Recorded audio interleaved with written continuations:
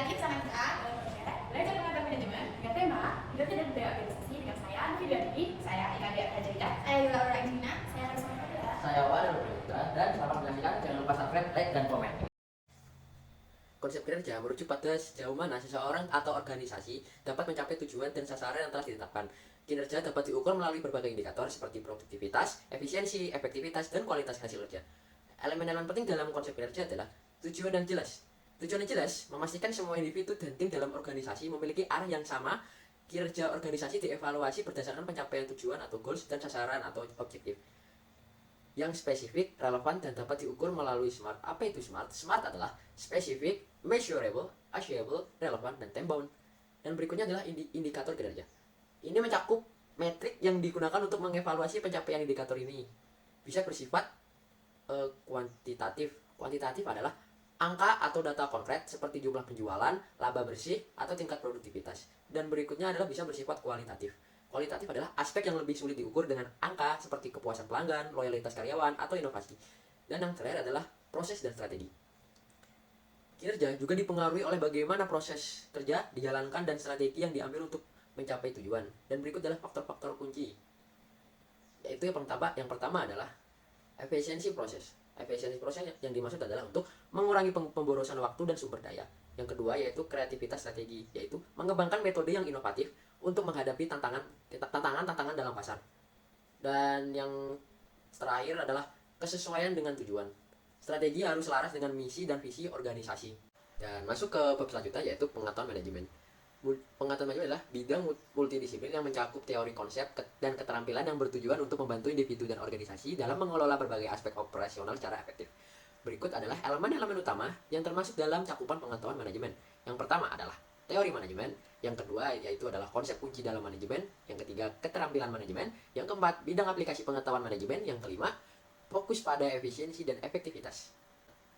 Bab selanjutnya adalah manajemen kerja. Merupakan subbagian dari pengetahuan manajemen yang berfokus pada proses mengelola kinerja individu dan tim di dalam organisasi untuk memastikan pencapaian tujuan organisasi secara efektif. Berikut juga adalah elemen-elemen utama dalam manajemen kerja, yaitu adalah yang pertama, tujuan yang terintegrasi, yang kedua adalah pengelolaan proses kerja, yang ketiga pengukuran kinerja, yang keempat penghargaan dan pengakuan, yang kelima pengembangan karyawan. Budaya organisasi adalah nilai-nilai kepercayaan, aturan, dan perilaku yang diterapkan semua anggota organisasi. Ini menjadi pedoman untuk bekerja sehari-hari. Ada poin-poin dari budaya organisasi. Yang pertama yaitu nilai-nilai inti sebagai dasar budaya organisasi. Nilai-nilai ini seperti integritas, kolaborasi, dan inovasi. Mereka mencerminkan apa yang penting bagi organisasi agar bisa bertahan dan maju. Dua, visi dan misi organisasi. Visi memberikan gambaran tujuan besar organisasi di masa depan. Budaya organisasi membantu semua orang bekerja sama menuju tujuan yang sama sambil memahami peran masing-masing. Yang ketiga, kepemimpinan yang berperan besar. Pemimpin yang memiliki peran penting untuk membangun dalam budaya organisasi. Gaya kepemimpinan yang baik akan membentuk kebiasaan positif di tempat kerja. Yang keempat, ada komunikasi yang jelas. Komunikasi yang baik membuat karyawan merasa terlibat dan memahami apa yang diharapkan dari mereka. Ini juga membantu mereka tidak sesuai dengan nilai-nilai organisasi. Selanjutnya saya akan menjelaskan mengenai budaya berprestasi atau sering disebut dengan achievement culture. Budaya prestasi merupakan tipe budaya yang mendorong dan menghargai setiap kinerja individunya. Setiap individu akan didorong untuk terus berkarya karena mereka tahu bahwa hasil kerja mereka itu akan dihargai secara adil dan juga jujur. Untuk lebih memahami mengenai budaya berprestasi, ada beberapa nilai yang menjadi dasar dari budaya prestasi, sering disebut dengan nilai-nilai bersama atau shared values. Yang pertama ada berorientasi pada hasil. Kita itu harus fokus utamanya itu mencapai target atau hasil yang diinginkan. Yang kedua, selalu memberikan yang terbaik untuk memenuhi kebutuhan pelanggan. Yang ketiga, kita harus terus berinovasi dan berani mencoba hal baru untuk menciptakan sesuatu yang lebih baik. Yang keempat, selalu menerapkan prinsip kejujuran dan transparansi pada setiap hal. Yang kelima, ada memberikan penghargaan dan konsekuensi bagi setiap individu atas kerjanya selama ini.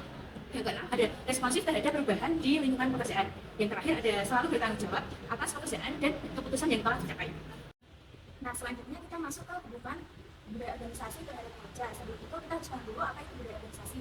Budaya organisasi itu adalah faktor lain terdiri dari keyakinan, sikap, value, dan pola perilaku orang di dalamnya. Sehingga setiap organisasi itu memiliki budaya organisasinya sendiri-sendiri, tidak sama. Untuk pengaruh budaya organisasi terhadap pekerja itu, dia mempengaruhi karena budaya organisasi itu memberikan rasa semangat untuk sumber daya manusia di dalamnya serta untuk memberikan rasa motivasi untuk berkembang, belajar, dan memperbaiki diri. Ada beberapa dengan perilaku kerja. Yang pertama ada tatanan kerja yang sesuai dengan konteks. Itu berarti program kerja yang telah ditetapkan mempunyai konteks dengan tugas yang dikerjakan. Yang kedua ada perilaku dalam kerjaan. Itu berarti setiap pemimpin dalam melaksanakan tugasnya harus mempunyai sikap disiplin, taat dan santun. Yang ketiga ada hasil kerja yang baik dan benar. Berarti setiap pekerjaan yang dibebankan kepada pemimpin dapat diselesaikan dengan baik dan tepat. Lalu yang keempat ada kompeten atau profesional dalam bidang kerja. Berarti setiap pemimpin dalam melaksanakan tugasnya harus bekerja secara profesional. Yang kelima ada tuntas dalam setiap agenda yang dikerjakan. Bahwa pekerjaan yang telah direncanakan dalam agenda kerja harus segera diselesaikan tanpa menunda lagi. Dan selanjutnya adalah manfaat pengukuran kinerja. Dalam organisasi, masalah pengukuran kinerja itu menjadi hal penting dalam manajemen organisasi secara keseluruhan, di mana kinerja yang dapat diukur itu akan mendorong pencapaian kinerja tersebut. Nah, pengukuran kinerja yang dilakukan secara berkelanjutan akan memberikan feedback atau umpan balik, di mana melalui pengukuran kinerja itu, kita akan dapat mengetahui sampai mana pencapaian kinerja tersebut dan akan menjadi bahan evaluasi sehingga terjadi upaya perbaikan untuk mencapai keberhasilan di masa mendatang. Thank you everyone! Thank you Elmar!